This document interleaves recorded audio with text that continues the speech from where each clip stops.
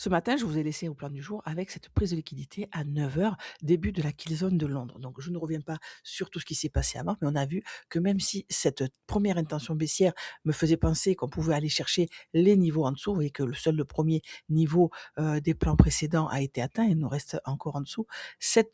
L'Asian High avec cette ligne de liquidité me disait, pour moi, même si je veux aller chercher les niveaux en dessous, c'est trop tôt pour vendre. Donc, qu'est-ce qu'on attend pour vendre? On attend une prise de liquidité au-dessus, mais surtout, dans cette, programme de vente ici en petite unité de temps, c'est de la liquidité interne. On attend une prise de liquidité, on l'a vu ce matin, de l'Asian Low. Donc le prix n'a pas pris celui-là, n'a pas pris ce lot-là.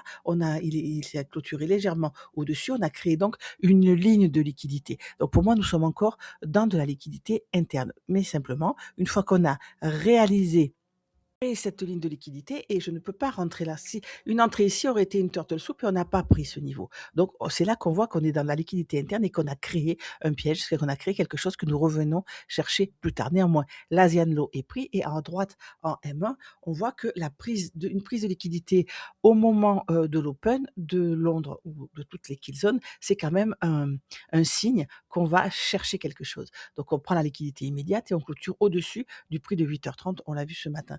Donc pour moi, on va chercher à ce moment-là, cet événement est tradable de quelle façon? On va chercher ces equal high au-dessus. Et c'est là qu'en plus petite unité de temps, on analyse, on fait de la lecture approfondie au fur et à mesure. Donc le prix casse cette liquidité, il nous crée un breaker. Et donc souvent, quand on a une entrée, on a 2 ou 3 possibilités. Et on va les décrypter ici. Ce que vous voyez, l'objectif, c'est soit un one shot, soit des premiers partiels, et on va voir après comment je gère mes trades pour les garder un petit peu plus longtemps. Donc on va travailler notre breaker, on va zoomer sur le M1 ici à droite avec cette imbalance qui a été travaillée, qui a été fermée, le prix est venu se reconnecter. À ce moment-là, le prix est efficient.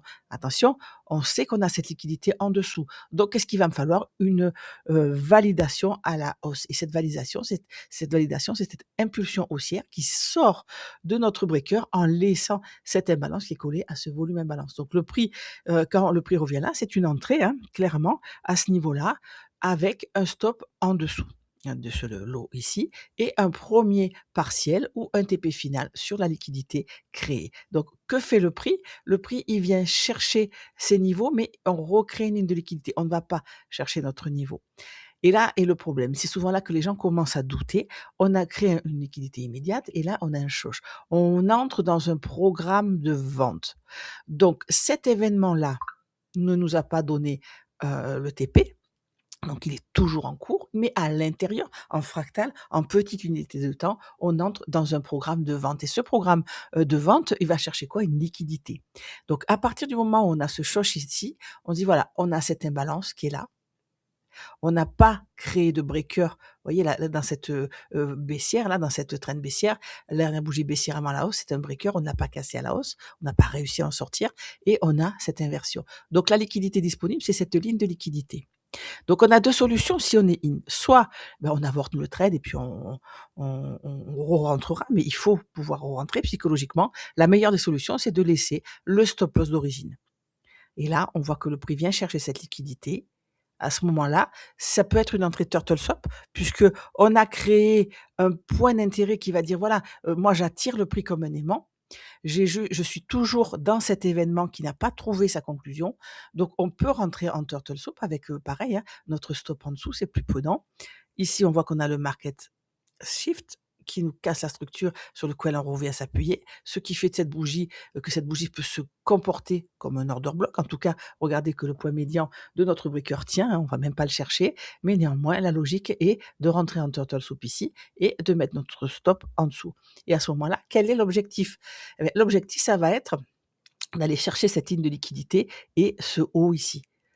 Regardez la troisième entrée, à partir du moment où on travaille ici, on a cette impulsion haussière, on inverse encore une fois une imbalance. Donc oui, le prix est reconnecté à ce niveau-là, qui lui est reconnecté à ce niveau-là. Donc ce n'est pas gênant que notre setup se produise pardon, ici, puisqu'on a eu notre événement. On est toujours dans l'événement tradable à ce moment-là. Et là, quand on a cette impulsion haussière, on va casser ce qui est un breaker, on va créer suspension block ici. Le prix redescend dans le suspension block, on peut rentrer, là, hein, ou alors à la cassure ici, avec encore une fois notre, TP final en one shot ou notre partiel sur, cette liquidité ici. La liquidité, c'est le point médian, sur le point médian du BPR, donc ici.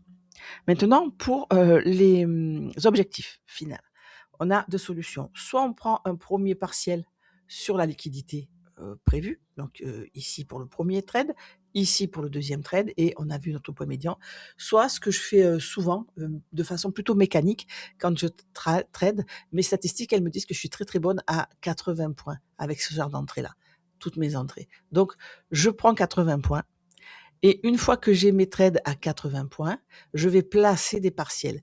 Le partiel, je vais sortir du prix, je vais sortir à 20 points, je vais sortir à 40 points et je vais sortir à 80 points. Et à partir du moment où on a des partiels, je vous garantis que tout change, vous surperformez et ne me croyez pas, faites vos tests et voyez-vous, peut-être ça sera des gens à 100 points, peut-être ça sera des gens qui sont optimales à 60 points. Donc à ce moment-là, quand c'est de la liquidité interne comme ça, je prends 50% sur 20 points, je prends 30% sur 40 points et je prends 30% sur 20% restants, pardon, sur 80 points. Ça, c'est avec mes volumes, hein, ça c'est d'assez gros volumes sur mon compte perso, mais voilà comment je fonctionne. Et voilà mes 3 entrées favorites. Et attention, un dernier petit tips, quand vous avez un objectif. Donc l'objectif, c'est celui-là, l'objectif final qu'on n'atteindra peut-être jamais. Et regardez, même moi, je suis en dessous puisque mes 80 points sont en dessus. Néanmoins, pour les entrées, par rapport au prix, où on a un objectif qui est ici, on place notre Fibo. Il faut absolument rentrer long en dessous de notre point médian. Ici, les 50%. Au-dessus, les statistiques sont beaucoup moins bonnes. On peut avoir des retracements assez profonds qui a cherché tous nos niveaux d'entrée. Donc, une fois que vous avez votre programme d'achat ici qui est en route et que vous avez votre objectif maximum, c'est-à-dire qu'une fois ce point atteint, ce qu'on vient de faire, il nous faudra un autre événement pour le trader, pour rentrer en position. Il faut absolument rentrer long à ce moment-là, en dessous de notre point médian des 50%. Et ensuite, on laisse filer.